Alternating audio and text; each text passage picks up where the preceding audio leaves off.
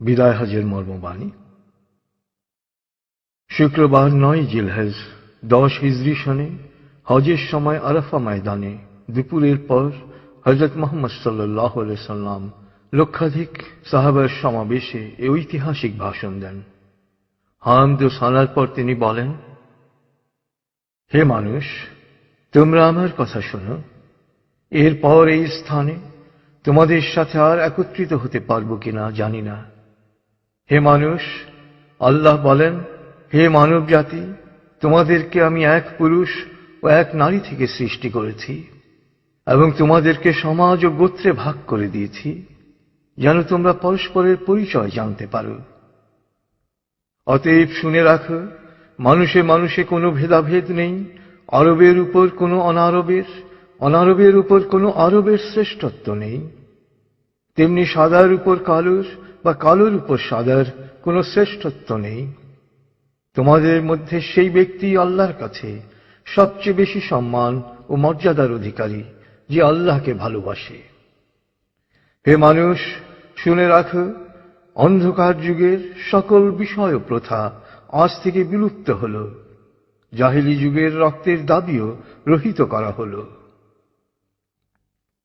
হে মানুষ, শুনে রাখো, অপরাধের দায়িত্ব কেবল অপরাধীর উপরই বর্তায়। পিতা তার পুত্রের জন্যে আর পুত্র তার পিতার অপরাধের জন্যে দায়ী নয়।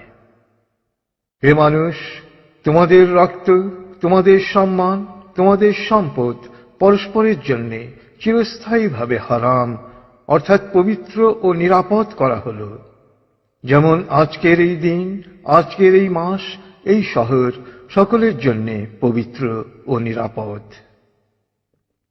হে মানুষ, তোমরা ঈর্ষা ও হিংসা বিদ্বেষ থেকে দূরে থাকবে। ঈর্ষা ও হিংসা মানুষের সকল সদ্গুণকে ধ্বংস করে। হে মানুষ, নারীদের সম্পর্কে আমি তোমাদের সতর্ক করে দিচ্ছি, তাদের সাথে নিষ্ঠুর আচরণ করো না। তাদের উপর যেমন তোমাদের অধিকার রয়েছে, তেমনি তোমাদের উপর তাদেরও অধিকার রয়েছে। সুতরাং তাদের কল্যাণের দিকে সবসময় খেয়াল রেখো।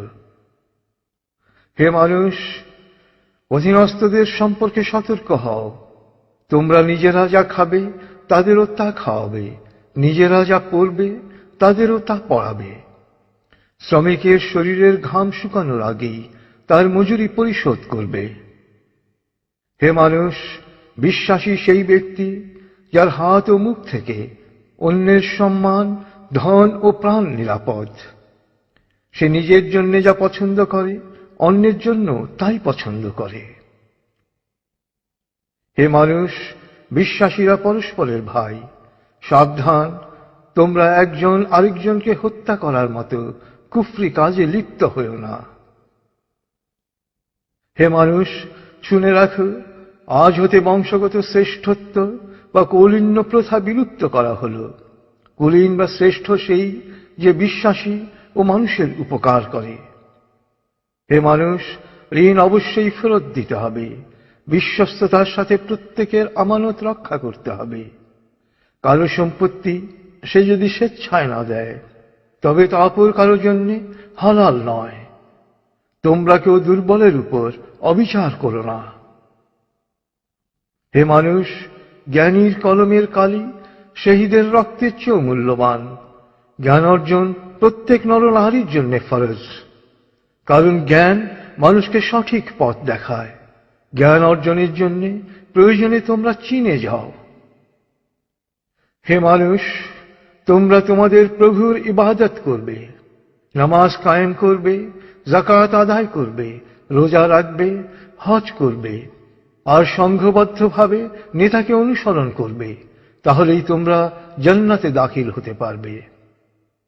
হে মানুষ, শুনে রাখো, একজন কুশ্রী কদাকার ব্যক্তিও যদি তোমাদের নেতা মনোনীত হয়, যতদিন পর্যন্ত সে আল্লাহর কিতাব অনুসারে তোমাদের পরিচালিত করবে, ততদিন পর্যন্ত তার আনুগত্য করা তোমাদের অবশ্য কর্তব্য।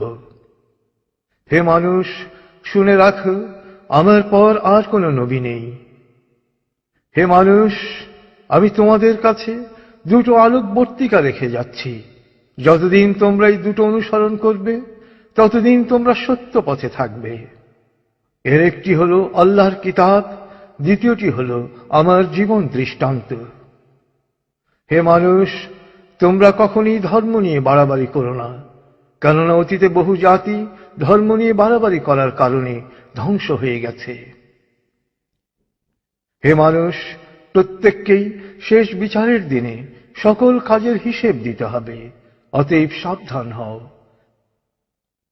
হে মানুষ, তোমরা যারা এখানে হাজির আছো, আমার এ বাণীকে সবার কাছে পৌঁছে দিও। এরপর তিনি জনতার উদ্দেশ্যে জিজ্ঞেস করলেন, হে মানুষ, আমি কি তোমাদের কাছে আল্লাহর বাণী পৌঁছে দিয়েছি? সকলে সমস্বরে জবাব দিল, হ্যাঁ। এরপর নবীজি বললেন, হে আল্লাহ, তুমি সাক্ষী থাকো, আমি আমার সকল দায়িত্ব পালন করেছি।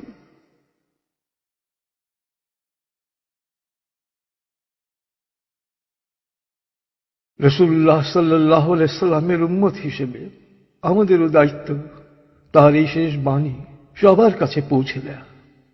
আল্লাহ আমাদের সবাইকে এ দায়িত্ব পালন করার তৌফিক দান করুন। আমিন।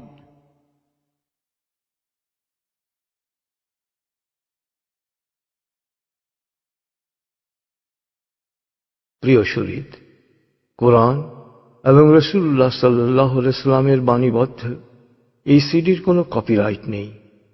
সিডিটি কিনে বা কপি করে যত খুশি বিতরণ করতে পারেন, শেয়ার করতে পারেন ইন্টারনেটে, ইমেইলে অ্যাটাচ করে পাঠাতে পারেন বন্ধু বান্ধব ও পরিচিতদের কাছে। আন্তরিকতার সাথে যত বেশি সংখ্যায় সম্ভব এটি বিতরণ করুন। নবীজির অনুসারী হিসেবে আপনিও তখন বলতে পারবেন, হে আল্লাহ, আমিও আমার দায়িত্ব পালন করেছি। যে কোনো তথ্যের জন্য ভিজিট করুন www.quantummethod.org.bd।